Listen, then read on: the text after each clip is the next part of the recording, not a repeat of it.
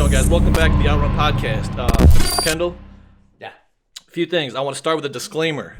Yes. We are doing a stock market kind of podcast, go over some financial stuff. I want to start it by saying Kendal nor I are financial advisors in any way.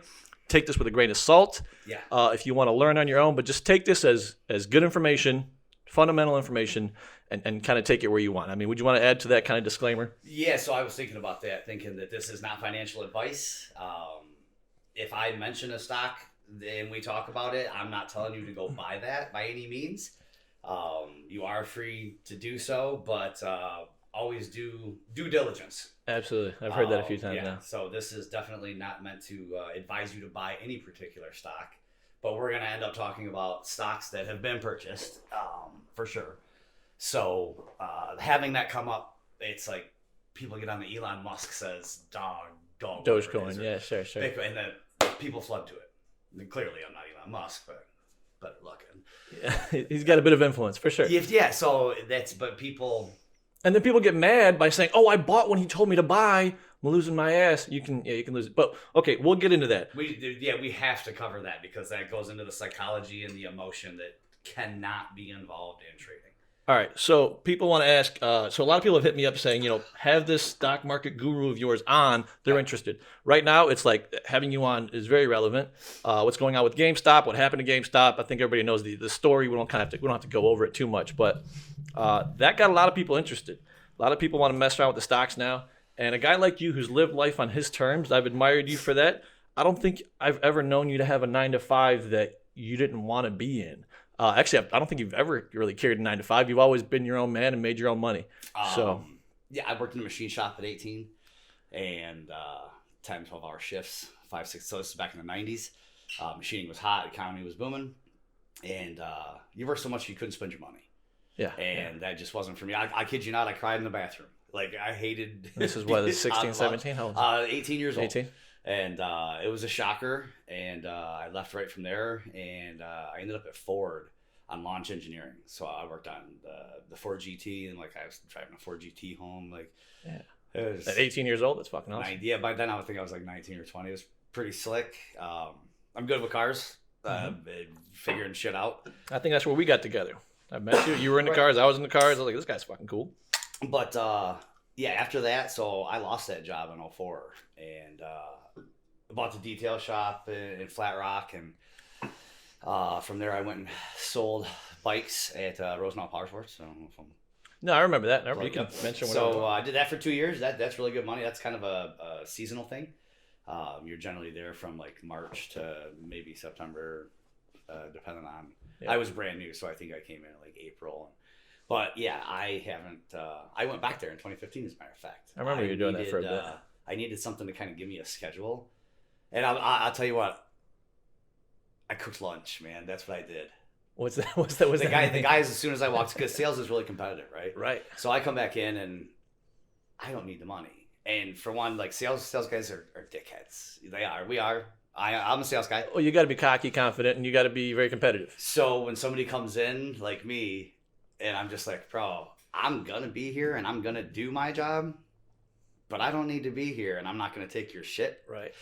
And I'm young.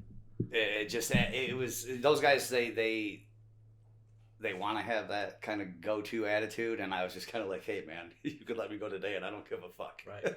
So did that transcend to the sales? Did that pay off? I mean, having that you know attitude? what? I mean, I had decent numbers. I held my own, but at the same time, I know a lot of people. Mm-hmm. I bring people in. I have good customer retention. People come back to me. I'm a very amicable person, just Mr. Congeniality. Oh, basically. You're charismatic as fuck. Yeah, absolutely. And so my profit margins weren't the best, but my numbers were good. Mm-hmm. So because you didn't rip people off, you mean profit margins? So you didn't write people up for their higher. What do they call them? The higher. I'll tell you right now, I'm probably horrible, and if any of them ever see this, I'd tell them, look, here's how it's got to go. If we're going to get you the best price. These fees don't exist. They absolutely don't exist. You're like the worst salesman ever if you tell them. But here's the thing is, you know what? That normally would be a bad tactic. But it worked for me. Yeah. Because I'm genuine. I'm being real with you, and people I think you're right. People feel vulnerable when they go into a purchase like that, because most of these items are 560. You're financing them, right? And oh man, let me tell you, you'd get burnt on financing. There's people who go in there and get interest only, basically financing. Like when you see 2 Honda 450 whatevers for $359 a month, and you just see that under $300 price point. At the end of like 3 years, you paid that $350 a month, and say they were $12,000 total. You still owe $12 grand, and you're sitting there like, why the fuck do I still owe $12 grand? You signed it, and that's well, nobody forced you to sign it, right? You know, the cop out bullshit, but no disrespect. It's just something I can't, with good conscience, do. So that was a short run being there. I feel like you only did it, what, 6 months, a year, maybe? So I did it in 07, 08, and then I went back in 2015 for the summer, and that was mainly I needed to have something to force me up in the morning. Just some kind of structure. Yeah, I became complacent. You know, I did cannabis business, and my schedule just got out of whack. And if you call me at 3 a.m., I answer the phone. So talk about that for a second. Rolling your cannabis business did you roll that into stocks? Did you need that funding, or did you always mess with stocks? So back from that machine shop when I was 18, I actually had this guy. He was retired from GM. His name was Hector Hernandez. I'd love to find him today, because back then I was an 18-year-old kid, and he was probably in his early 60s. And he was an immigrant from Mexico.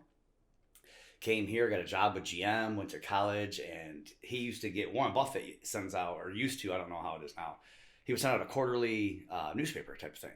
I've heard of this. Yeah. I've never seen it, but I've heard. Well, he brought it in, and I would get bored. So machining is a lot of just repetitious, like insert, push button, pull out, set on table. And I would bring in I'd stop at the gas station and grab a USA Today, a News Herald, and a couple other newspapers, and I'd have them demolished by like noon, 1 o'clock. But I could tell you what was going on pretty much anywhere in the world or locally. Yeah, and that's interesting. He really kind of took a liking to me. So he had me set up an IRA. He told me I needed to do whatever. And I bought my very first stock was Apple, and it was one share. As an 18-year-old struggling kid, I lived in Marion Manor. How much was Apple when you were 19, 18? Oh my God. Would you buy it at like?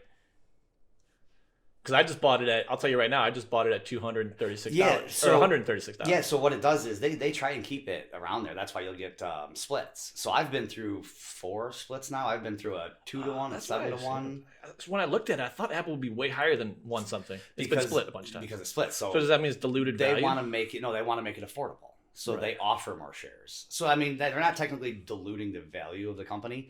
They're keeping the... Are they taking the pizza slice and making it thinner slices, though?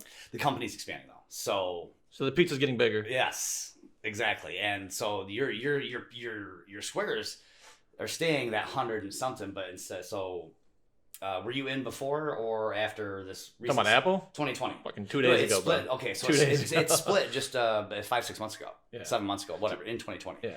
And it was up like $500. And that's where they did a 4-to-1. This is when you're real time when the guy's telling you to buy. Oh no, this was just 2020. This was just a couple months ago. Okay. So it was like pacing with Tesla in a way. Like Tesla does stock split. Right. So what Apple does is they keep it an affordable entry point. So they want to get it back down. They want to keep it in that 100 and something range. It was this time last year it was 100 and something. And if you look by like June or July, it was pacing on that 300, 400, 500. And once it got to that 400 or 500 mark, they announced their 4-to-1 split. So for everybody that was holding 20 shares, now they have 80. For everybody that was holding 1 share, now they have 4. But the value of it went back down, and it has grown since then. At 125, it's I think it closed at like 135 or so today. That's damn near 10%. Yep, since it split. Kendall, you're already like blowing me over my head with numbers. All right, let's take you back to the machining shop. Okay, you bought your first share of Apple.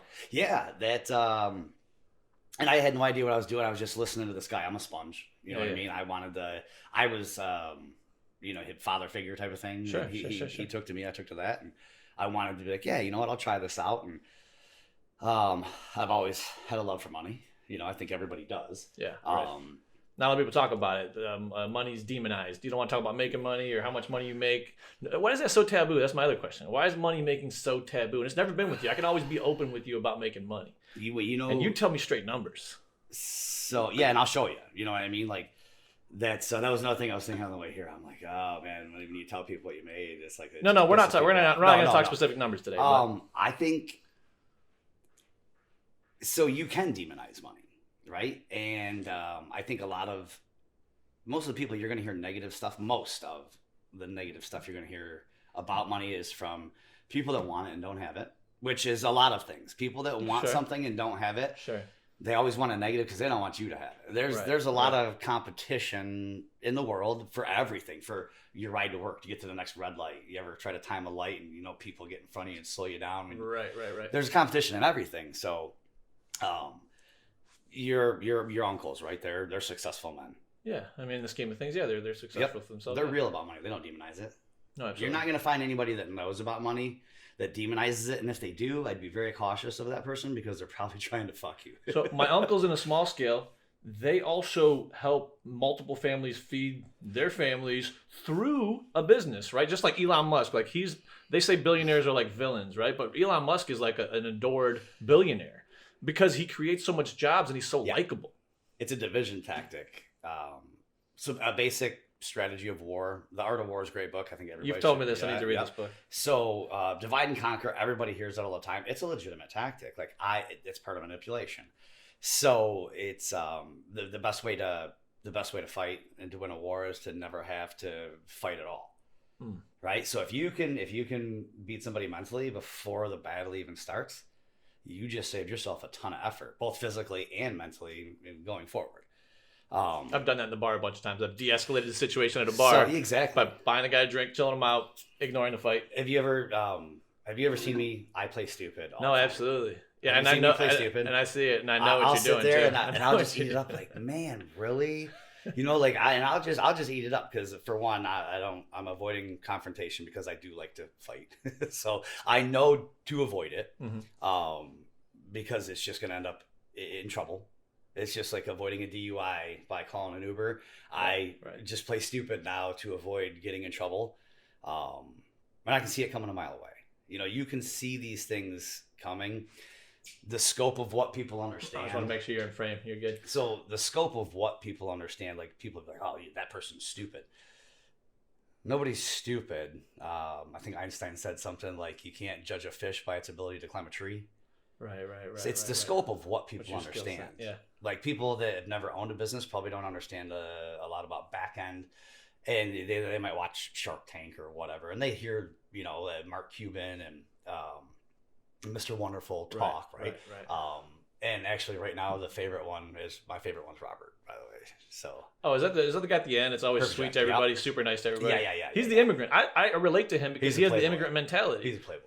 I love it. Right? No, he's the shit. So, but people, their scope of understanding, the factory worker on a line doesn't understand the manager's job. The manager doesn't understand the plant manager. If you want to change somebody's perspective, you need to change the position in which they're viewing that situation. Mm-hmm.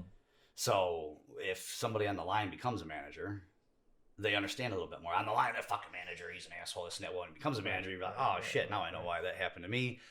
And as you graduate that scale, as the scope of your view becomes bigger, you understand more. And a lot of people don't. And stocks, that's a very huge thing.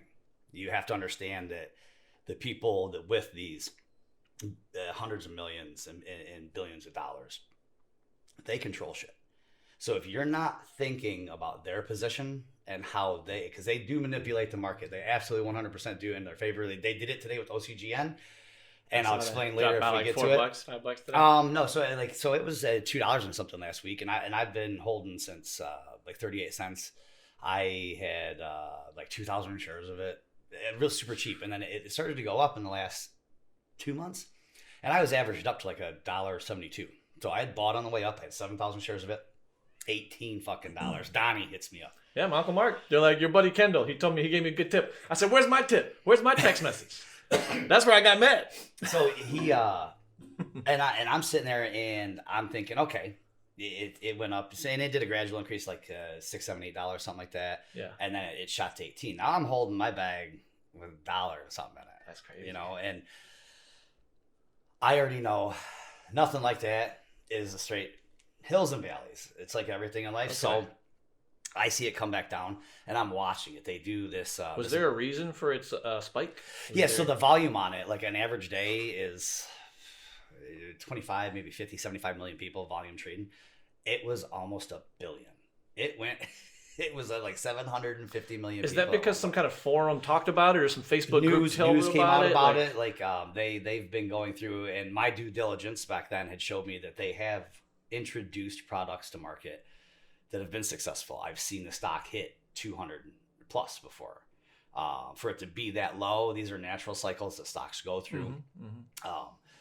They entered into a deal with Bharat, which is an Indian company, a pharmaceutical company. And it was just kind of a backing. And when it was Vanguard, actually, they're huge. They just bought into Tesla. So when they buy into something, you know that they're not in the business of losing money, but they are in the business of manipulating their position. So if they get an offering for 25 million shares, as an example, at $7.65, these are pretty close numbers, and that stock shoots to $18, now they automatically have a ton of value. But they would also like to see it come back down. And they're not controlling that because they're not selling their shares. So it's not like they particularly manipulated it. They know that the PR brought volume. The volume brought buying. PR. Public relations. Got it. So that's what I thought. Yep, I exactly. think of a stock market term for that. Okay. Yeah. So they know that it's coming back down. And I know that it was coming back down. Donnie was like, what do I do? I said, just hold on to it. You sold at the peak and bought it in at 9 today? So I did sell some because I've got 3 accounts, and I do not advise that at all because you're just going to get yourself in trouble. I've got my 2 Fidelity accounts, my IRA, my traditional. I do have a Webull, and then I have my Fidelity or my Robinhood. And I opened up the Webull and the Robinhood because that's what my friends were using. And I did. I threw $25,000 in each one so I could day trade. And people were like, oh, you put X amount in. It's not about numbers. Let's take a time out there. Yeah. Let me ask you really quick because I want to do this early on because I had a lot of people interested in like the fundamentals, the beginner. So like not talk to me like I'm an idiot, but talk to me like I'm new to stocks, right? A lot of people want to know, first thing, how much should they start with? These are questions that people ask me. How much do I need to start, right? And that's an open-ended question. Yeah. Let me just cut that right Go to ahead. the sweetest answer you can get. Go ahead. Do not invest anything you wouldn't literally put in your hand and light on fire. That's a great analogy. I'll applaud you. I'll burn money right now. I've seen it. I don't need to see it on the I'm podcast. just saying. So fair enough. It's not only just fun money. So if you wouldn't light it on fire, don't invest it because the reality is you're probably going to lose money. And it's a learning process. Okay. It's not that it's a bad thing. So the stock I gave you the other day is up, what, 10%? Yeah, it's actually holding. It held today. It held today like, nah, Apple number, dropped, who this this? dropped, that dropped. Right. So it'd be like my account today, I was down $35,000. You know what I mean? It was down like 3%. So yeah, this question actually came directly from one of my neighbors. She wanted to know because her and her husband are getting into it. She said, "How much does it take to start?" They have 2 children. What would you say to somebody like that? Set aside some money and build it up. If you can, $100, $500. I mean, do you want to throw a number out? If you can get away with putting $1,000 in, I like to work on percentages. You're trying to gain a percentage because when you start focusing on dollars, you start adding emotion because people are emotionally attached to money. Right. So if you remove the money aspect and focus on percentage, you're removing an emotional aspect. So your psychology is getting better. So you want to get rid of your ego, and that's hard to do, right? It's egos to here and anger's here and jealousy, and you want to be a focused person. You're training, you're learning and training, and this is a very competitive system. And it's just like anything that's competitive.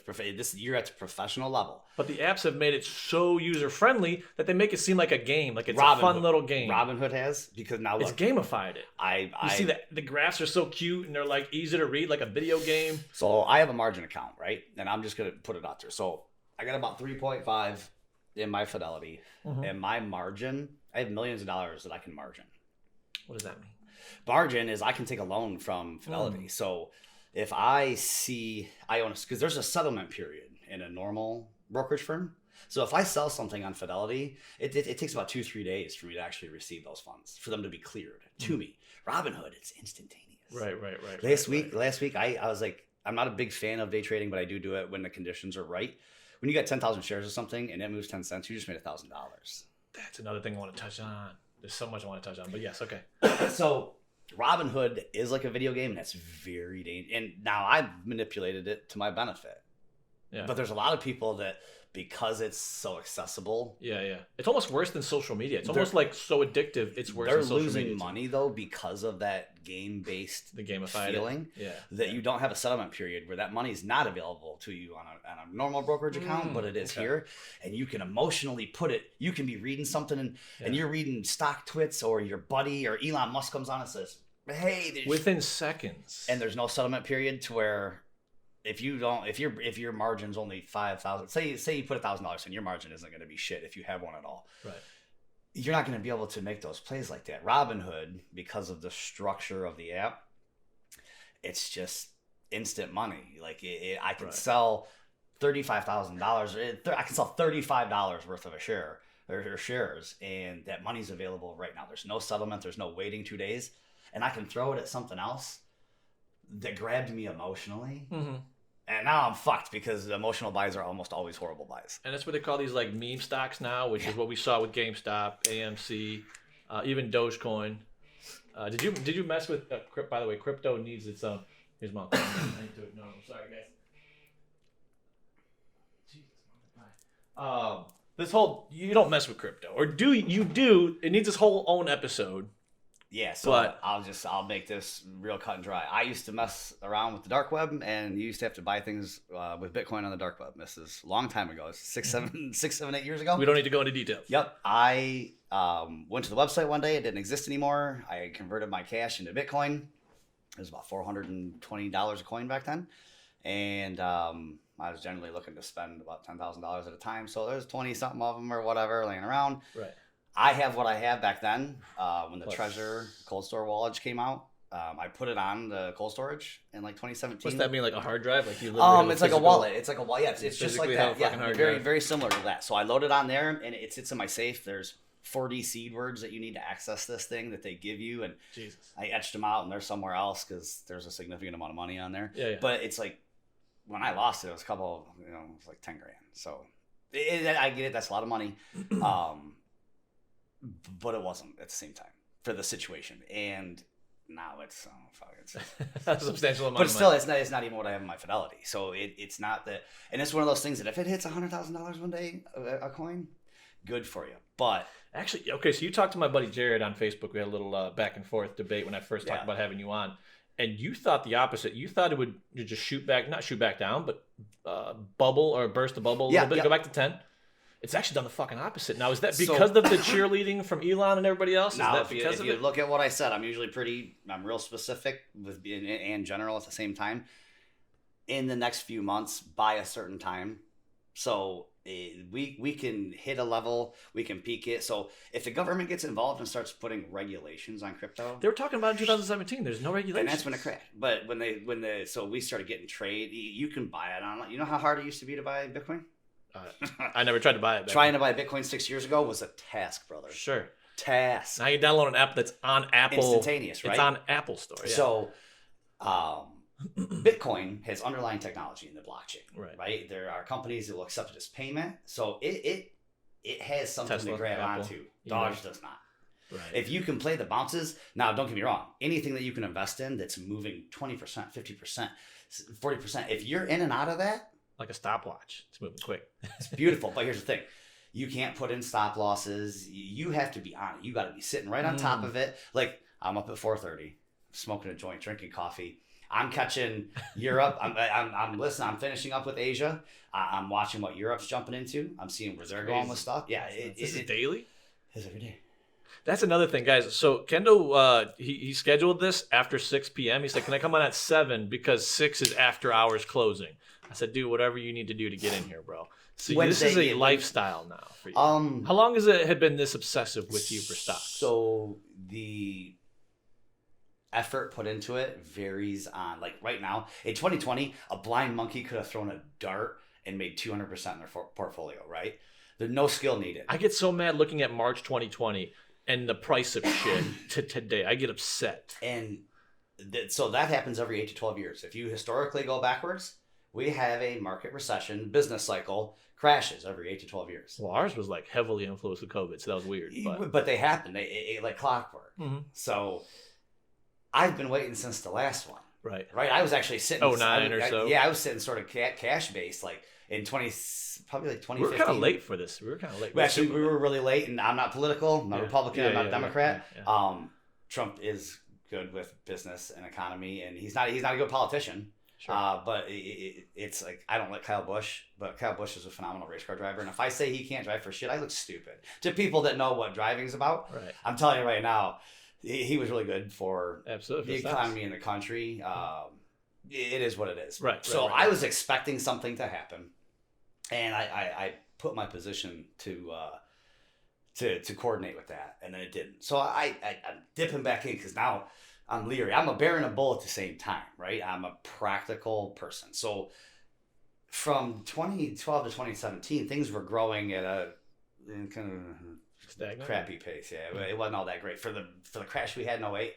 I don't even think we ever really recovered until like 2017.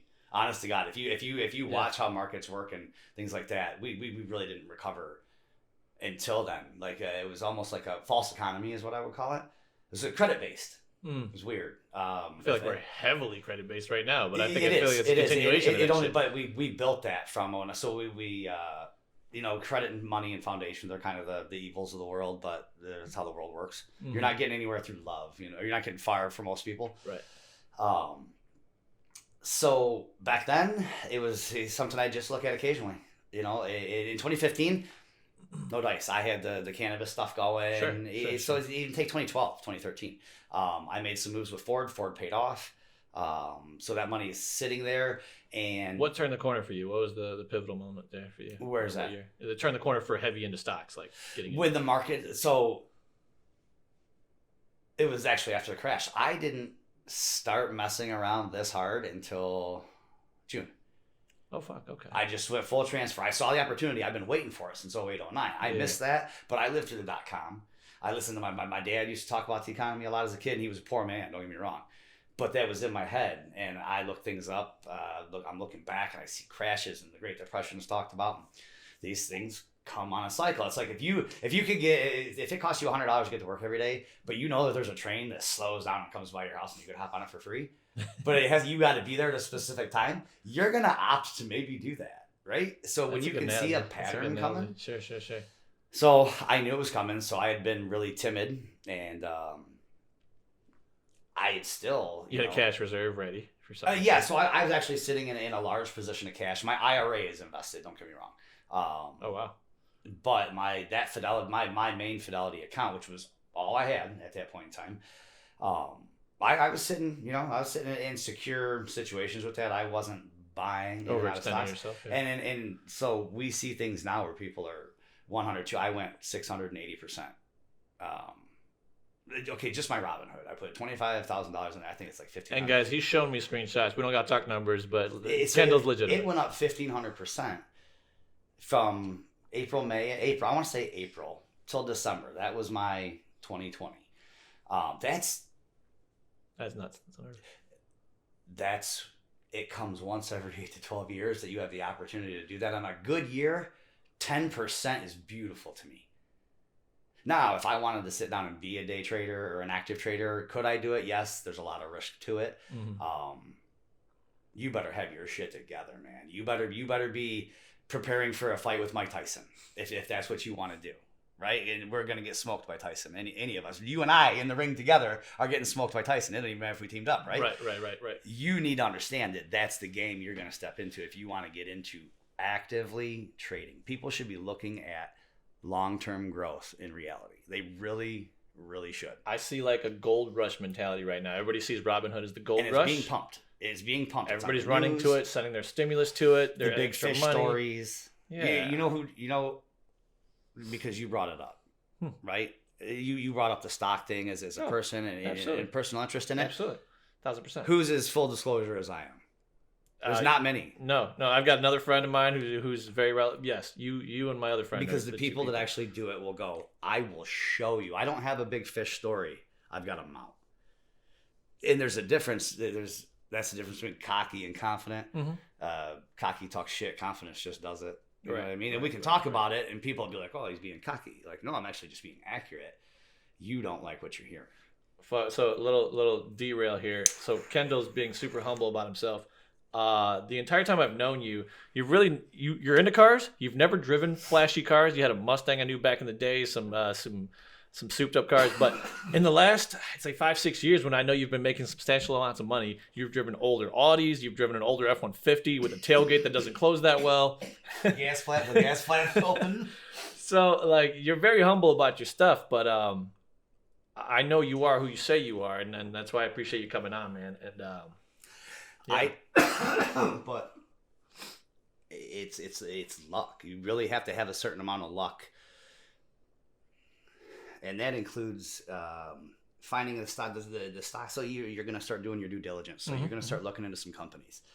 I say buy a share of something so you can watch it, see and learn and follow that. And this is the scope of this. Let's get back into scope. Right. You're looking at something that you're going to try and grow for the rest of your life. So if you're 20 years old, that's average life expectancy is mid-70s, whatever. You've got some time left. At 30s, same thing. Sure. I'm 40 now. And if I'm going to spend the time looking, you have to put the effort into it. If you're trying to hit that quick lick, if you're trying to pay off a credit card, right, that puts pressure. That puts emotional, and it changes your psychology, which is probably going to lead you to bad moves. Same as when you're in the casino and you want that red to drop. You're like, fuck, hit. And the casino's engineered to play on your emotions. Yeah. The lights, the sounds, everything. Free drinks, depending on where you're at. So you have to understand that same level. This is their business. That's the casino's business, is to keep you there spending and losing money. The casinos are profitable. You don't see people walking out of there a millionaire every day. But if you look at casinos' revenue, it's fucking impressive. Somebody's paying that mortgage on that building. It's you. The revenue on casinos, I mean, it's phenomenal. And then the operating costs. If you look at the gross revenue, I couldn't even imagine the operating costs on a casino. The gross, and I'm talking their net revenue is impressive, but just operational costs. And people don't see that there's probably $1 million. I'm just throwing $1 million a day in operation costs. It takes you what to run the store a day. It takes X in electricity, X in employee overhead. You're factoring insurance, licensing, all the bullshit. Like, you can break that down to a daily scale. Mm-hmm. If you're not looking at it that in depth, and you're just trying to throw some money in and say, hey, I just saw on TV that the GME go burr, and in downtown New York. This kid today, they showed me, he walks out and he's like, oh, he yawns. He says, I'm going to get on my yacht. You don't have one because you're fucking poor. And I'm just like, really? Oh boy. So not only do we have these pie in the sky unicorn people that make tons of money, but they're flashy on social media. So it's double what it used to be in the 90s. Yeah, they're going to get robbed. That's just what happens, right? So that happens, and then they flash it on social media, and then you see it, and you're like, fuck, why not me? I want to jump in. And you lose your ass. Everybody wants to be rich. Everybody wants to be rich. Not everybody wants to be rich, but everybody wants to be financially stable and have financial freedom. That's the biggest thing. Financial stress is horrible. Yeah, it's incredibly. It's just you know what I mean? And I just got this chopped up today because we're going on vacation Friday. But hey, listen, guy. Okay, listen, calm down. Flashing that around my podcast. Somebody thought I was bald the other day. Really? Just because you wear a hat all the time? Dude, the entire time I've known you wear a hat. Yeah, I do. You got a great hat. And he's like, he was trying to be competitive. Let's just put it that way. Was he at a bar somewhere? Or was it? I was having a drink. And he was like, no, I wasn't, honey. I promise. He said something. He goes, you're probably fucking bald under there. And I was just like, oh, my time to shine. I was like, were you throwing around your damn Robinhood account? No. I really wasn't. We were actually, I was talking about cannabis business. I have somebody, a friend of mine who's getting into business. What did you think? You were Hulk Hogan with just hair on the side and just nothing on top? Yeah. He was looking for something to pick at. Yeah. And because the person I was talking with, business and the financial side of business was coming up a little bit here and there, and people take that shit like if they're I don't know what they're they might be going through a bankruptcy, their wife leaving them, somebody died of COVID, who knows, people have bad days. Sure. I was just diffusing the situation the best way I could, but punching him, so me pulling my head off and going like this was like my punch. But yeah, it's a thick full head of hair. All right, so my other question, I had a cousin of mine ask me a question. He goes and he's into this investing, I guess, like, what would you call it? group investing. He's got an investment group that everybody pools in their money. No, and instead of just buying one stock, you can buy 10 stocks because there's more leverage. You have more money in a pool than you do by yourself. So it does make sense. How do you feel about that? It makes sense, but at the same time, because obviously you're an independent investor. Yeah. So that there are pros and cons to that. The pro is obviously you have more buying power. I've never done that, and I've never looked into what like the tax implications are and how you divide that. Apparently, you can pull out your cash because your cash is always set aside as yours. Did they set up like a business, like an LLC or it's an LLC. Yeah, it's an LLC, and everything's split. Whenever you want to pull out, you can pull out your dividend. It has a real legal structure. Right. Okay, so in that sense, I mean, it makes sense. Now, at the same time, they're paying for that. There's fees involved in that. They all got whatever. This one particular I'm talking about is family oriented, so it's a lot of cousins and family. So that's safer and more secure. Sure. I'd say so. It has its advantages, but there is paperwork. Yeah, it has its advantages of buying power. In the general sense, when it's just a pool, most people pay a monthly fee. If you're paying a monthly I don't think there's a monthly fee. If you're paying a monthly fee, you come buy me a drink. That's a lot of these Facebook groups. They're like, give us $100 and we'll give you some tips. Yeah, and that is a business model. Don't hate the player, hate the game. But here's the thing: what's $100 in the scheme of things? You made $100 while you're sitting here talking shit to me on this podcast. Are those results guaranteed? You know what I'm saying? So, if you, the benefits of that are you're going to acquire within the group people with knowledge, or a bigger scope, a different scope. Sure. So I mean, there are benefits to it. Now, if that system was going on in 2020, just say even the last 3 months, because you can do like a 1 day, 1 week, 3 month, 1 month, 3 month, scale back on what you made. With $2,000 in September invested, personally for one person in particular, I turned it into about 35. Okay, so I got it. This is not a business model for you. This is a personal friend of yours / relationship. It was somebody that's just like, I want to do this, and I'm like, you know what? And here's exactly where people go wrong. When somebody that does know what they're doing says, hey, I'm buying XXX, and I tell you at 9 a.m, you better fucking buy at 9 a.m, because if you call me tomorrow at Wednesday after it's went up like 40%, and you're like, I bought in today at whatever, and then the next day you're like, man, this shit's down 15%, and be like, whoa. That's not when I touched it. So you told me, or you said, I did say I was buying, but I also, there's a timestamp here. It says 9:03 a.m. because that's when I bought it. Now, if you go back, you would have saw that if you wouldn't have dilly-dallied, your dick in your hand, you know what? You were at work, didn't have time, whatever. You got to understand. That's not an excuse anymore. You pull out your phone and just tap a button. But the thing is like, if somebody is offering you advice, or you hear people talking like me now, anything I mentioned today, do not go buy this tomorrow at 9 a.m. or 12 o'clock. It's no longer the thing anymore. Yeah, and it's the emotion makes people do that. So the group thing, man, you should have made good money last year. Like, you should have really went a group thing, buying power, 300%, 400% on your money. So you put $5,000 in, you should be at 15, 20 grand. That's the blind monkey throwing a dart. You know what I mean? You could not miss. I mean, shit, you still almost can't now. Next point that I want to bring up, that talking to you and talking to my friend Pat, percentages. You play the rules of percentages. You call it a 10 percentages, which is apparently like par for the course in all stock people. A bottle of water, you good? You like chase it down. Yeah, what's that? Puffing too much, man. Yep. This is an Elon moment. Maybe this will go viral. Oh boy. I don't think I've ever seen you cough on some fucking smoke, man. I put a little glob of wax in there, and I found it. Is that what you can, that's all it was. Hybrid wax and smoke. All right. So, what was I going to get at? Oh, percentages, right? Yeah. So what I've learned in this last month or so of talking to you and a few people, what frustrates me is I put $5,000 into my Robinhood account because you told me you could turn $5,000 into 25 within a few months. It's not guaranteed, but that's very doable. Yep. So I was like, all right, let's play with some money.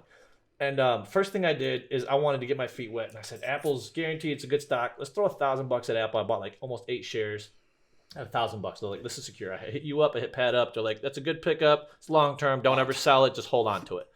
I'm like, okay, but I could have taken that $1,000, bought this like 50-cent stock, this dollar stock, And if that 50-cent stock goes up 50 cents, I double my money, just like if Apple would have went up $100. Right. Why does anybody mess with $100 stocks? So because right now in stocks every day, there is some stock somewhere that jumps 40%, 50%, 100%. What do they call them? Blue chip stocks? These big expensive stocks? Like those are growth, and those are steady growth. Like that's like a 2 to 3% a year is kind of your expected thing. 2, 3, 4, 5. Don't quote me on dead nuts.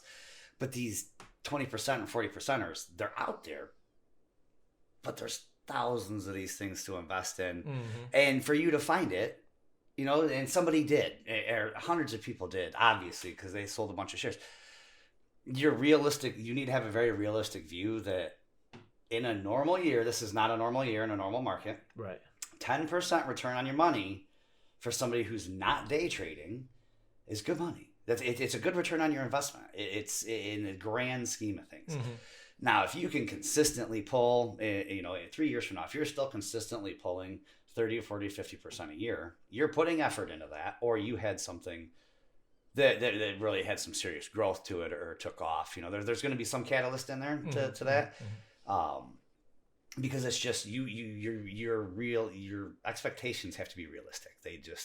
And it's glorified now. You see 5,000%, people turn 500 into whatever. And that's not normal. That is absolutely not. You're literally seeing a fucking unicorn. Like you're seeing a unicorn in real life. There's been multiple unicorns in the last month. And people are like, oh my God, unicorns are everywhere. I could be the next unicorn. Absolutely. Now your emotions are going crazy You're thinking every 3-letter stock is going to blow up. People were still buying GameStop. This shit's tanking. Oh, yeah, GameStop's done. And me, if I say too much, you're just a fucking asshole.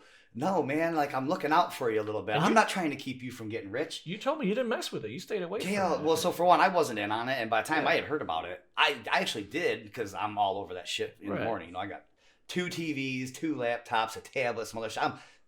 I'm in tune, right? Right. So I'm like, oh, you know, fucking, where was GameStop when I was looking? It was, when I was first hearing about it, I think it had been like in the 40s or 60s, and it shot up to 400. Oh, still reasonable. I had plenty of time. Oh, I could have thrown $100,000 at it, and fucking insane. And I still would have been in, you know, from the $40, $50, $60 mark. I don't remember exactly because I see so many throughout the day, but it was the Monday before.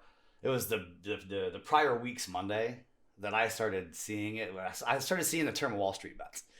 And right. I started hearing about hedges, you know, like what the hedge was going on. Or the short sellers and all that shit. I actually had some stock in Express. A clothing store Express? Yeah, Express. So yeah, the EX, it was one of the Wall Street bets. And like shorting it? Because it was dying? Fuck the shorts. Yeah, okay, gotcha. And that does make sense because I haven't walked in an Express in years. And it was just something that you throw a little money at, and it was nothing. It was just nothing dramatic. The shit, it had varied throughout the years. I can tell you right now that it does a lot of peaking in the fall, and then usually by January, February, it takes a dive. Every year, you go back over the 5-year, and I assure you that happens. I got down to, man, I had like 10,000 shares left of it, and this was a sub $1 stock at a certain point in time, and I had it back in the day. And then it really, really tanked when the market crashed or when the COVID hit, and it never recovered. So come Christmas, it had dropped down sub $1. It got back up like maybe $1.30 or whatever, and I dumped a ton of it off. Right, I kept 1,000 shares because I'll just keep a few shares just to keep it on my chart. So, keep on your radar. It's long anyway, so I'll forget stuff if I just sell it all. And I saw it, and I'm like, my account one day was just, and I keep pretty good tabs on the numbers and what's moving and things like that. And I saw 1,000 shares of it that I was keeping in my Fidelity, and I'm like, what moved my account almost $20,000 today? Like, I'm gonna go through here and look. So you go into the today's change, right? And I was just like, Express. What happened with the Express, right? So I'm seeing this thing on the move, and I'm like, what is? So then I started floating around $1. What did it do? Oh man. So I got rid of it at like 12 because I'm like, this is insane. Like this is more than I had started with. Like I'm actually positive on this over 4 years. Right. It was part of their Wall Street bet deal. So I started. People were shorting it. So I'm like, I get in PR News, boom, and I start pulling up articles on this. I'm like, oh, all right. I start seeing the short squeeze, and I'm thinking GameStop and AMC early in the year, like these are bankruptcy companies. Like this has always been a thing. Short squeeze has always been a thing. Why does it seem like it's a new thing? I mean, it kind of is. So shorting hasn't been around forever. Is it because social media has exposed shorting?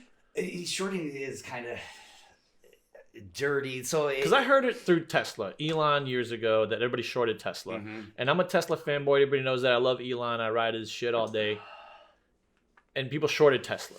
Yeah, there's always going to be shorts. There's always going to be people. So when you look into options trading, which high risk. Oh yeah. High risk. A few people watching. I'll keep it on because there's about 4 or 5 people. Otherwise, I'd cut it off. There are some rewards to it. Oops, sorry about that. No, you're good. So there are some rewards to options, but shorting is a nature. It's like why does the lion take down the pretty giraffe? You don't want to see a lion attack a giraffe, but it has to happen. Yeah, nature runs its course. So the shorting is just that. You're ready to die. I'm ready to kill you and take a profit. Well, it's the cycle of life system. It's that you have to have some balance in it because everything would just take off at astronomical. You could, at the same time that you're manipulating the market, it's a counter manipulation too. So it depends on who knows what they're doing. It just so happened that hedge funds, implied in the name, that's their main goal. Hedging their bets, got it. Okay, yeah. But that's their yeah. So and it's there's all because if we just keep buying and you and I and a group of people could just spend $5 like every 5 minutes and just keep pumping a stock all day, it would by the orders going in and things like that. It's going to manipulate the value. So it is easy. So there are counters to things like that make buying this at a short. Looking for this price out of it and the options category and the Greeks that are involved with options and understanding how those work. These are all, it's small place of the lion, the giraffe, the vulture, the hyena. Everybody has their little place to it. And to sit back from the outside and just be this guy that works every day. And even me, I've spent 22 years paying attention to it. I can only imagine the shit that happens like in these big firms, man, and on Wall Street in these floors. Dude, what taught you to be to the point you are now? You're what are you? I'm 36. You're 41. 41. Yeah. What was the thing that like the book you read, the thing you did, Art of War was the thing that turned the corner for you? I feel like you have a different mindset than most people I know who are 40 years old. It took some things like. I grew up low income. I won't say poor. I feel like low same income. With me. Yeah. Like I came in immigrant family, single mother household. Yep. Yeah. But at the same time, I went to Gibraltar schools. Lived in Brussels. So I mean, I'm not like you're an outlier, Kendal. I'll say it for you. You're a fucking outlier for who you are and what you've become. So, I had a child young, and the girl that I was with, because of my age, she decided to give the kid up for adoption, and that was the first kind of like shit, like I could have really had a fork in the road here that I'm not going to have to explore this. Oh, sure. So my mind goes there, get out on my own. I start doing good in life. I fuck it up myself.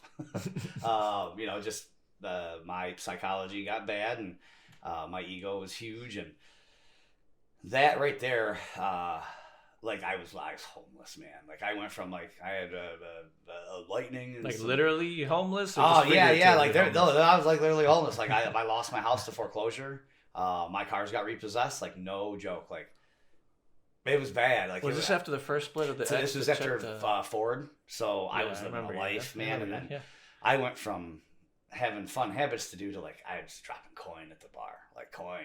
I partied it up, bro, for 3 years. Sure. And then bankruptcy came. I couldn't, and I lost my job. The economy started going. Ford was ahead of the curve, so they did a lot. They started laying off preventatively. Yeah, 03, 04, they started doing buyouts. Buyouts, $100,000 buyouts. People took them. Yep. Pay off their motorcycles, their cars. Yeah. So in an engineering management setting, you're not part of the union, so it was shitty because on Monday my job was safe, and on Friday they had just launched the Mustang. The Mustang just went job one, and that Friday it was Really? Within the week of the Mustang launch? They were winding down. They had this program. It was like 7 cars in 7 years or something. It was like the overall theme of it, where they released 7 new cars. And so I worked on the launch side of it, the getting it from prototype as a vehicle through its pre-production phases and into what Ford calls Job 1, which is a production car. And so yeah, I lost that job. Went through a serious breakup, really messed my head up. And then, so I'm like, party. And then I was financially retarded. I mean, I was just cut it. You really didn't have any dependents. You were like, took care of yourself. Yeah, I had no kids. And this was like my 40-year-old midlife crisis, right? And I just knew, I was like, yeah. And I've had my struggles along the way too. I went through some, you can make some really simple choices that no matter how good you're doing, it'll eat that up. It'll eat it up fast. Like, don't think that money does not solve everything. It removes financial stress, but it's easy come, easy go. So it's I could go through it again. Who knows? My uncle has a saying: "Fast money has no home," and if you make money quick, you'll blow it just as fast. Just like when you hit a scratch-off ticket for $100, you're like, I'm not worried about this $100. It's not my money. Yeah. I didn't fucking make it. I did it the other day on DraftKings. Put my 100 in and got my free bets and shit like that. Yeah, a lot of people do that. At the end of the Super Bowl, I put 100 in. They matched me 20%, and I won 186 in the casino with the free 100 they gave me to gamble. So I got like $287. Yeah, right? Yeah. I sprinkle it around. I pull off some bets on DraftKings, and I got this nice little chunk. I immediately was like, it gave me the option, like, oh, you're interested in NASCAR, right? So I just randomly threw it all on Kyle Busch to win the other night. Oh, did you trade up? Yeah, nice. I totally forgot. I woke up today. I'm like, wait a minute. I'm like, the 200. I want to watch the race. I'm like, oh yeah, you had a bet on there. Really? Bro, the odds on really? The odds on that, they were insane. That's funny. Good for you, dude. My cousin, similar situation. Barstool Sportsbook gave him $10. He put it on. He put it on a soccer match. He put it on UFC, and he put it on the NFC game. Is that a parlay? Hit all three. No, independently, but he did parlay the NFC or the UFC with something. Turned 10 into $3,000 within 2 nights. I was like, dude, fucking good for you, right? But here's the thing: is they just bought a customer for life. I love my cousin Merrick, but now he's addicted. Now he's into it. And that $3,000 is gonna get washed quick. And I felt that. I was like, I won some money on the Super Bowl, and I immediately threw it. Because as soon as I found out I won that bet yesterday morning, I've got picks through the Daytona 500 like you wouldn't believe. I got like $15,000 spread out through it because I put a couple $100 in. I hit for like damn near 1,000. I turned 1,000 into a lot, dude. And you didn't lift a finger, but like it's too easy. I fell for it. Yeah. I did it. I literally could have just took my Super Bowl bet and. I have a mortgage on my house. Carmen's house does a little bit, and we're talking about just paying them off. Right? We have been for a minute, but I like the idea of having the cash to make more with it at the interest rate that's going out. It's a good strategy. And that was one of the excuses I told myself. Is you know what I mean? Like I saw myself because it was so easy. Like when I started trading. Isn't that crazy? You have something in your hand right there. You used to spend a half hour on hold, and it would cost you like $7 to $10 to buy it. And you didn't want to sell it because it would cost you $7 to $10. There was juice on stocks too, right? Back in the day, there was juice on it, so you have to pay to trade, right? So yeah, that was it, and that didn't stop until just recently.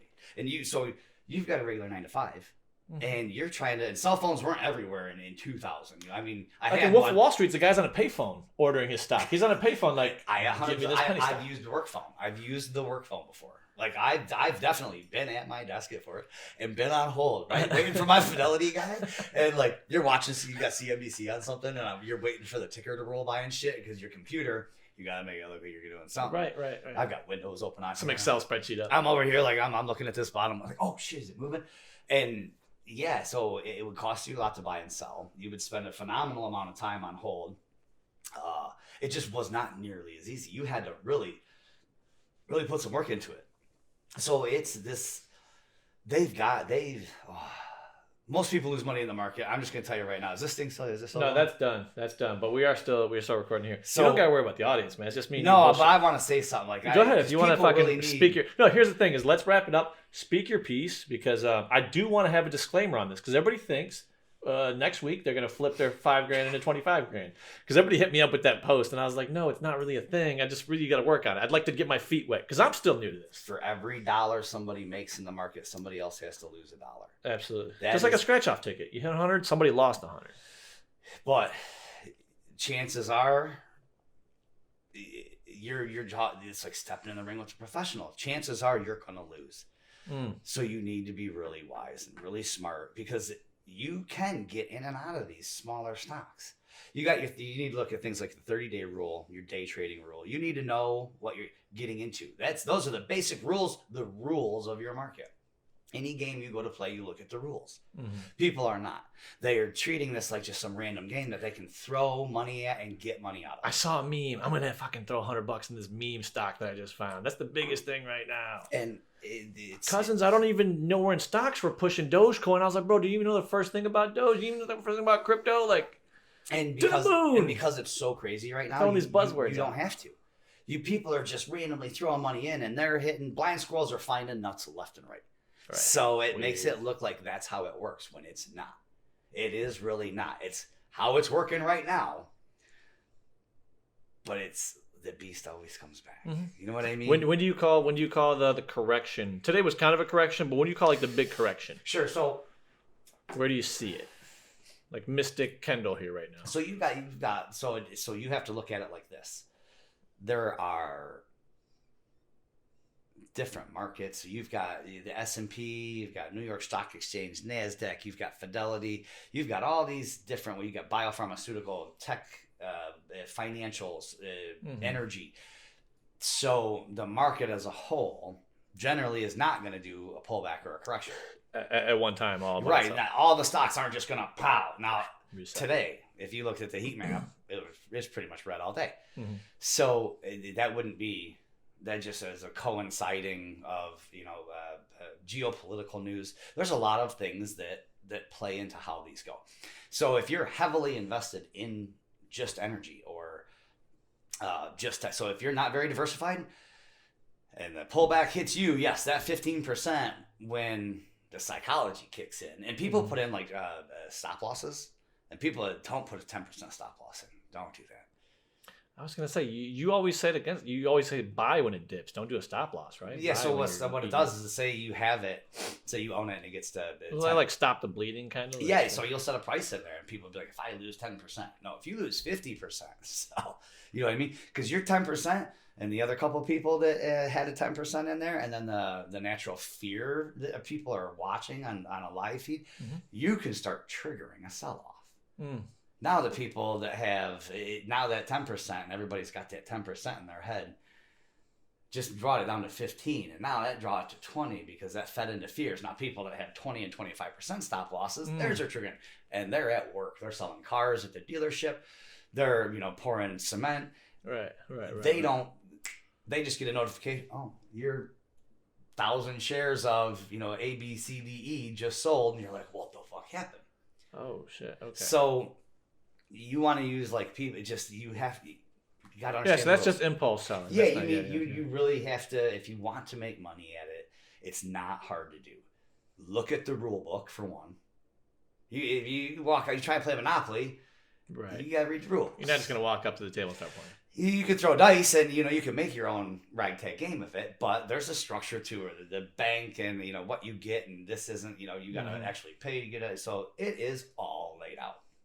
You go to play baseball, basketball. Basketball, if you don't know the rules, man, you're just going to carry the ball down the court. You see people dribbling, but you might take 7-8 steps without... I take this analogy where you watch the NBA for a season. You're like, I can do what this guy does. I'm going to go there and do what this guy does. He's just dribbling a ball and shooting it at a hoop, right? Or like fighting. You watch UFC and you're like, I can do that. The guy's just swinging and hitting the guy. Maybe he'll take a couple slaps. You don't know what you're doing just by watching it. Yeah. So similar to watching somebody make a ton of money on social media, you're like, wow, I can just jump in and do the same shit. Because this guy has done his due diligence. He's done his work. And they're out making TikTok videos like, I'm fucking stupid, but made $1 million. People are like, I'm stupid. I can make $1 million. It's like, no, wait a minute. So I don't want this to be another video like that. I want people to understand that you've been doing this for years. I have, and I've plenty of losses. Let me tell you. Oh, absolutely. My friend Patrick, same thing. He tells me, dude, I've done done a lot of damage. Yeah. And I've learned from that, obviously. So I don't know shit about options, and I decided to learn this year. So this summer, bro, $7,500, and it was like a total wash. Most of the time you can recover something. I bought into something that was a penny a contract. Oh shit. And Robinhood even warned me. That was my first mistake. Robinhood warned you? They're like, no, there's nobody out there looking for this. And I'm like, fuck it, bye. Anyway. That's why I'm doing it. Yeah. So, and it was just, and there was there was zero recovery from it. I let it run. A penny stock? Yeah, because they expired. No, it was Gannett, actually. It was GCI, that company that you said you told me on it was like $1. Now it's like $5. Oh, yeah, the one you sent me. Yeah. So I learned on that option contract right there. This was like, and I'll even tell you, it was like June. And I went to the $5, like it was the furthest one out because I didn't know shit. And it was just total wash. Like, they expire on a certain date. So you're going to buy them based on date. So like right now, I have a Corsair Gaming. I have a February 19th contract at $60. Then I paid 12 cents in a contract for it. It's up there. What's contract mean? Is that an option? It's a block of 100 shares basically. Okay, so one contract is 100 shares at a discounted price. That if you want to run it to exercise, just options are very, very, very, very tricky because you can just sell it before it ever expires at the value that it went up as long as somebody buys it. I can put a sell order in, and if nobody wants to buy it, it's just gonna go, and it's gonna run until it expires, and then I lose all my money, which I did. So that was full disclosure. Yeah, that was $7,500 learning. Dude, that's a hell of a burn, man. Most people would fucking be crying over $7,500. Most people, yeah. I mean, yeah. Well, and that's where I don't want to focus on the number, but it's a significant amount. Because even to me, to just like I said, man, I drive around with a shitty truck. You know what I mean? Like Which, by the way, Kendall has a 2020 F-150 now. You pull up to the house in a nice new LED F-150. And I saw your yellow lights, and do I have to get forescan for that? Or that's just the amber lights? Yeah, the Raptor. Yeah, I'm just a fake Raptor. You know me. The perimeter lights? Yes. You have the white perimeter lights. Yes. I have the amber perimeter. I like amber that. is Raptor only for right. Oh, no. Not in yours. You have a 20 or 19? What do you have? 19. 19, yeah. They switched to white LEDs. It used to be amber perimeters, even for the standard F-150. Yeah, mine's got the amber in the middle and white on the but you got those. What I don't like about what they did to the new one, you can see the LEDs specifically. Yeah, it's not a nice, diode. consistent. Yeah. Yep. Why did they do that? Because there's hot spots. It just looks aftermarket. It doesn't look factory. It bothers me. But it does. There's always going to be something.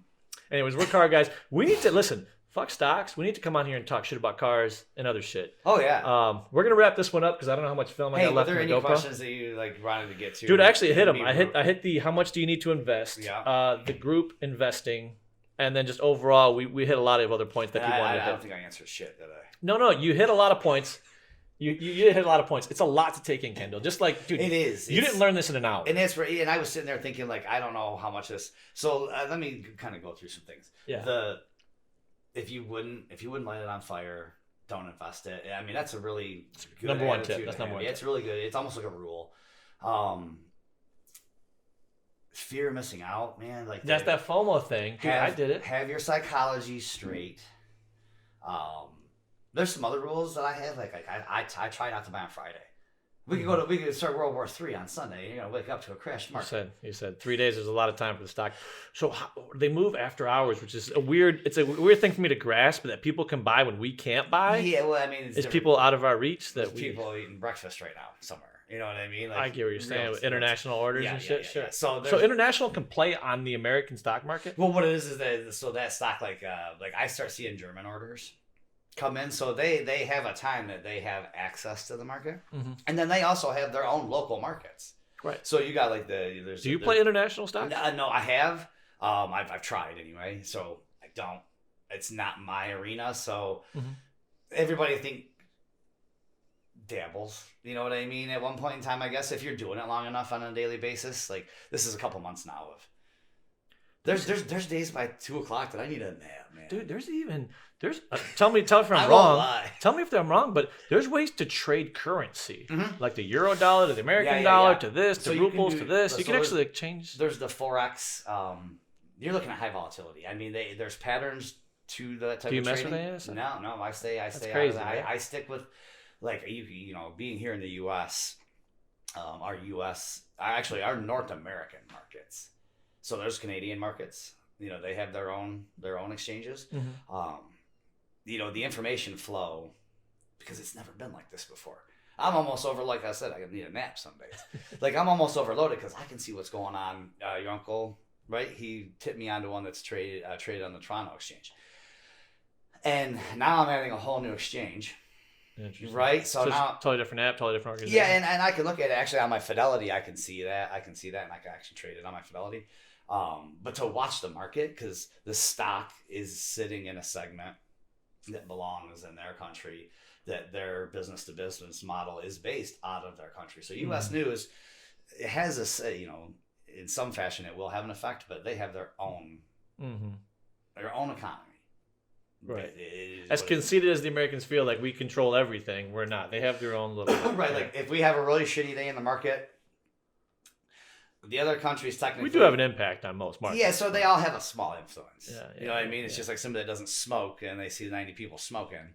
You know what I mean? And then people are like, oh, I'm going to quit. And then at the same time, everybody quits. And then one day they see somebody smoking and they're like, oh, fuck, I'm going to smoke. Right. I get it. I'm trying to hit on what other so you've had a lot of people ask you any other beginner topics you want to touch on before we call it. Doing your own research, buying on green.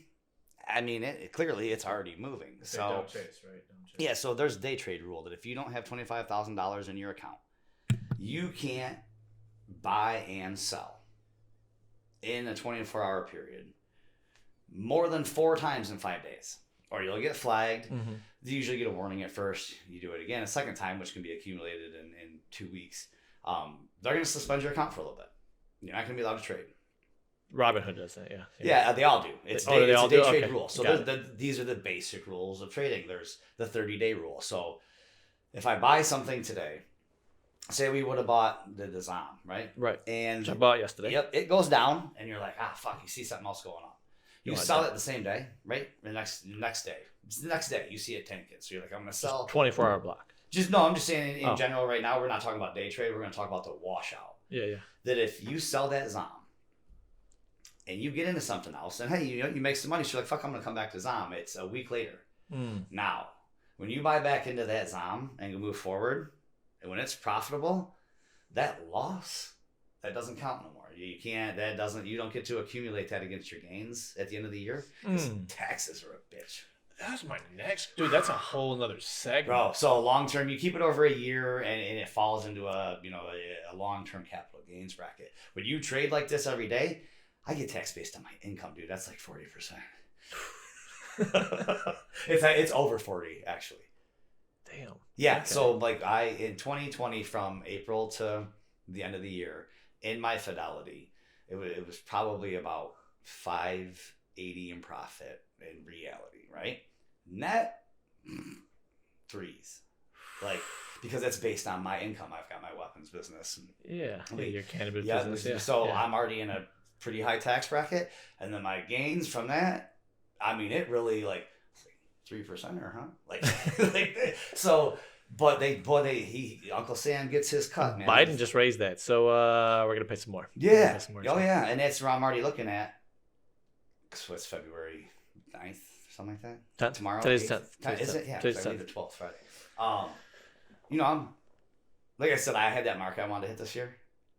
You've already blasted. I'm on pace. I am definitely on pace because like we had that day the other day that Oxygen that was probably like $76,000. By the way, Mark put another G on it. He was like, after Kendall told me, I put another G on it. Good call. And don't get me wrong. So like, because I sold and actually had that as a realized gain, half of that's gone to taxes, right? So I have to adjust my strategy because I actually want to net that number, not gross it. I'm not going to be pissy if I don't. Like, it's just you set goals like that. Like, you do have to keep yourself entertained with it. Because I don't pull money out and I don't spend. I mean, I do. I go on vacations and like. So another thing is I admire about you is you take multiple vacations a year, which most Americans do not. They take one big vacation a year, if that. And you know what it started from is taking one, and my first one was 2 weeks, and I'm with all these Europeans, and they're all like, "No, we're down here for like a month." European lifestyle is all about enjoying your life. Yes, and that's right. I knew right then. American lifestyle is work your fucking dick off. I knew right then. I was like, That is exactly the way to do it. Like, you can absolutely be these people obviously affording to be here, and I know what it cost me to get here. In and Iraq, they're here for 3 times longer. In Iraq, you take a nap at 1 p.m.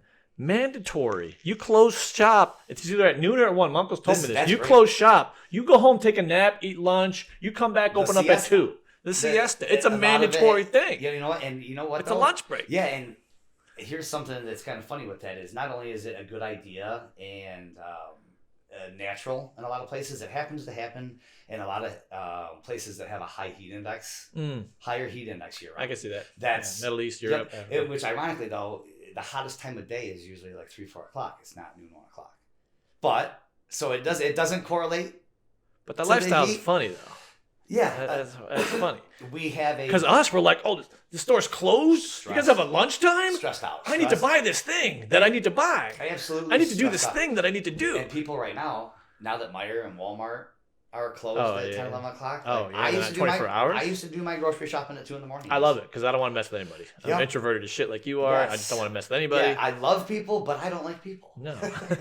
Absolutely. Dude, I have you over my house right now, but when I go to Walmart, I don't want anybody around me. Yeah, and I don't want to be, it's like, you know what? So I walked into Lefty's Cheesesteak yesterday. Nice place, by the way. I had it the other way. It's awesome. The other day, like 2 weeks ago.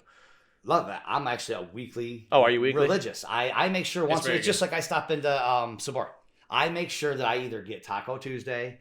That's awesome. The last time I went in, I grabbed some for the cops. I had to call Billy. Oh, that's sweet. That's I called Billy, and I'm like, bro, there's extra ones. These guys work hard. I'm dropping off 10 tacos. It's $20. It ain't nothing. Right. But at the same time, things like that. It's a good move. Yeah. So, I make sure that I support local and that I'm consistent. Right? Like if he doesn't see me in there for a week, it's because I went somewhere or something, or it was the holiday. Hey, and I'm like, oh, hey, bro, you got me. I'm hooked. Same thing with my business, man. Same thing at Freeland. I see you there every other day, if not weekly. I messed up and walked into Lefty's without a mask on. Oh, shit. One person in there, right? And I'm in line behind them, and I've been in there probably a minute and a half, and there's a cashier girl and the manager lady. I've seen her in there plenty, and another guy cooking. And I get to the register, and she asks me what I want and takes my order, and she's like, she just like stops like midway. She's like, "Do you have a mask?" And I was like, "You just not noticed I don't have a thing on my face?" I was like, I don't. Sorry. And did you do one of these? Well, no. So I actually looked so the manager's lady started walking over, and this girl started kind of cutting into me a little. The customer or the girl helping you? Okay. The cashier sort of I was like, I can leave. I'm sorry. I'm not trying to. I'm not trying to disrespect. The manager's like, no. She's like, look, if it was packed or busy, we might ask you to something. I was like, I don't even have one in the car. Because she asked, do you have one in the car? I'm like, I don't. Sure. So usually they'll throw one off in the back. Yeah, and then she even asked the lady, the cashier did, do we have any? She was really adamant that I needed this mask. Sure. So the manager was like, no, it's fine. I'm going to sit down and take the mask off anyway. Even though there's glass partitions between them and you, I do know that. And just, I'm going to sit down in a minute and not wear it while I eat. Do they let you sit down and yeah, because the capacities are back just open at a reduced rate, I think. Because you can go to the bar now, too. Right. So, and either way, I'm at fault for not having my mask. I get it. Sure. I'm not a mask. Rules. Yeah, I get it. So I was more than willing. And the manager says, no. It's fine. Clearly, she's a business person. Right. He's here to spend money. There's nobody here. Yeah. They start making the food, and I'm like, okay, I pay. I leave a tip even. I'm one of them guys. Sure. If my bill's telling, I'm gonna leave you $2, whatever. Right. Just to change in my hand from the $5, whatever. The girl goes. She starts cutting back into me again. As you're cashing out. And after I cash out, after I leave the tip, and I'm walking down to the. She's like, in the future. And she said, I said, you know what? You're not going to have to worry about a future because I won't be back. Wow. But that's using your power of being consumer. And it doesn't even, my lack of business is not going to hurt them at all. But at the same time, I like that place. That guy is really, he's talked to me every time I come in. And actually, I know who you're talking about. The guy who owns it made my freaking Philly cheesesteak the other time. He's awesome. And he's super amicable. He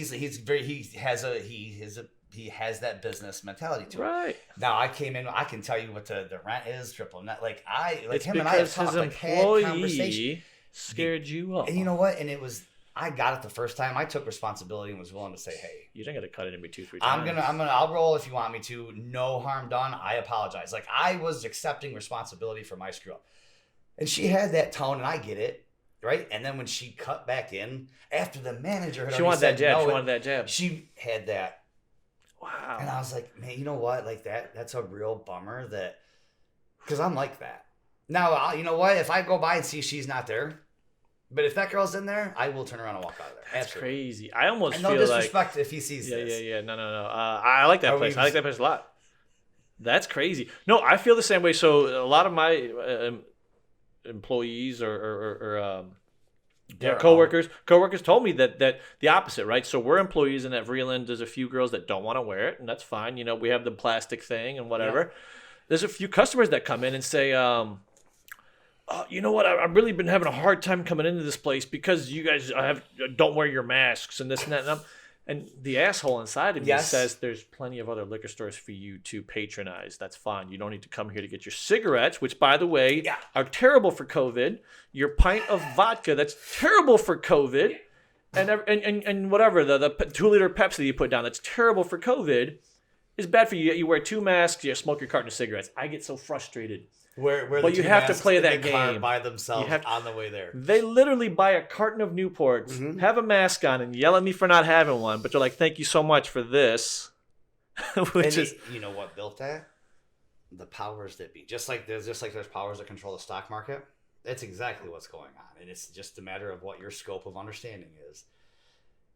Have you seen the movie Trading Places with Dan Aykroyd and Eddie Murphy? Because it became a popular meme recently with the GameStop thing because of what they did. They went in and shorted the market. They shorted it. They shorted the orange crop. So that was the premise of the whole end of the movie. But those Randolph and Mortimer Duke for $1, because that's the level that you play when you get that wealthy. I play games too. So I can imagine that you see games, you being in business in that aspect, you get politicians, law enforcement, business owners. You get to see a lot of things. So the level with that kind of money, I can only imagine the weird, sick shit. Dude, I tell everybody we're at a small scale with I have a lot of friends who are in the police force, and yes, there are a few things that are nice of having friends in high places. Yes, and scale that up to nationwide, to the national level. You have a friend in the CIA, FBI.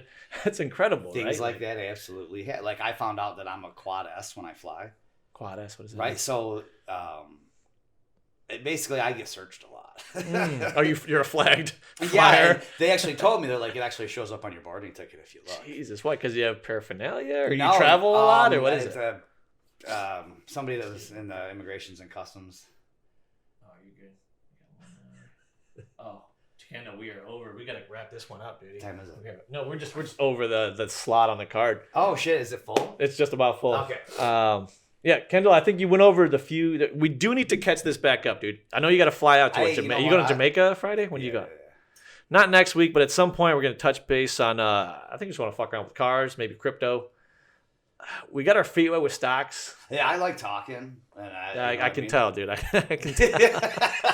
No, this was good, man. This was good. But you can get going on so many things. Did I steal it? Did I No, you did, Kendall. You did great. Thank you so much, brother, for coming on. Podcast, dude. I want to share your social media, but you're not on social media. You really don't do social media. You're on there, but you don't do it. Yeah. So if you want to know Kendall, run into him at Joey's Cheesesteak or whatever the fuck the cheesesteak place is. Joey's Cheesesteak. That's the divorce. Is that the other one? That's the divorce guy. Find him at a cheesesteak place. You catch him in Woodhaven. He's doing real good. Yeah. Guys, Kendall, thank you so much, man. All right. Thanks for coming on.